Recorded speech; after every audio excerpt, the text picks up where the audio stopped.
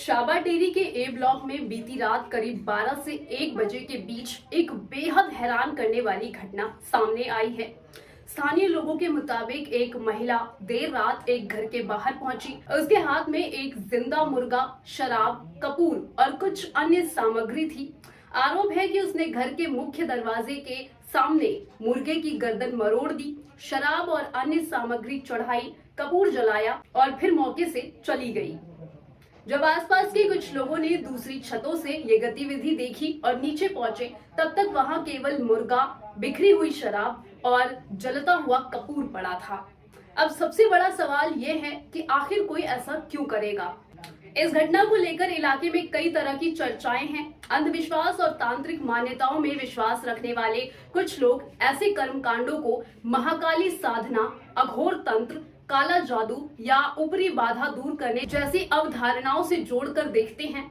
ऐसी मान्यताओं के अनुसार यदि कोई व्यक्ति गंभीर रूप से बीमार हो, लगातार दुर्भाग्य झेल रहा हो या परिवार किसी बड़े संकट से गुजर रहा हो, तो किसी जीव की बलि देकर या उसके प्राणों का प्रतीकात्मक त्याग कर उस संकट को टालने की कोशिश करते हैं। कुछ विकृत तांत्रिक मान्यताओं में यह भी दावा किया जाता है कि घर की देहरी या मुख्य द्वार पर खून, बलि या विशेष सामग्री चढ़ाने से नकारात्मक शक्तियों, अकाल मृत्यु या अपने साथ होने वाली किसी अनिष्ट को दूसरों के घर भेजकर अपनी अनहोनी को टाला जा सकता है।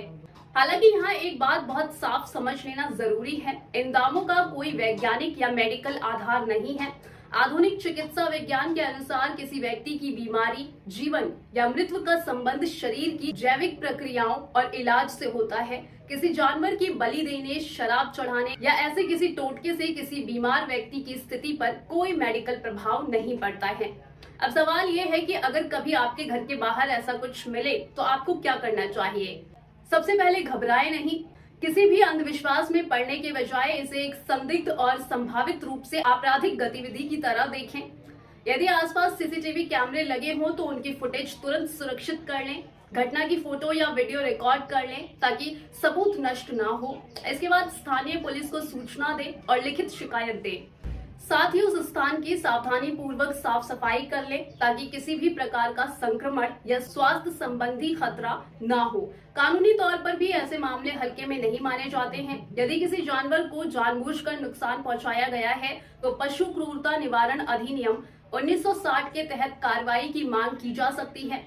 यदि किसी के घर के बाहर डर पैदा करने, धमकाने या दहशत फैलाने की मंशा साबित होती है तो भारतीय न्याय संहिता BNS के तहत आपराधिक धमकी, सार्वजनिक उपद्रव, शांति भंग करने या अन्य संबंधित धाराओं पर भी पुलिस जांच कर सकती है। यदि आरोपी बिना किसी की अनुमति के किसी के निजी संपत्ति में घुसा है तो अनधिकृत प्रवेश यानी क्रिमिनल ट्रेसपास से संबंधित प्रावधान भी लागू हो सकते हैं। फिलहाल इस घटना के पीछे वास्तविक कारण क्या था, यह जांच का विषय है। लेकिन एक बात निश्चित है, चाहे इसे अंधविश्वास कहें, तंत्र मंत्र कहें या कोई और नाम दें, कानून और विज्ञान दोनों ही ऐसे कृत्यों का समर्थन नहीं करते हैं। यदि इस मामले में पुलिस की कोई आधिकारिक प्रतिक्रिया, सीसीटीवी फुटेज या नई जानकारी सामने आती है तो हम आपको उसका अपडेट भी जरूर देंगे। मेरा नाम रितेशु है और आप देख रहे थे नेशनल ब्रीफ। देश दुनिया की तमाम खबरों के लिए जुड़े रहें।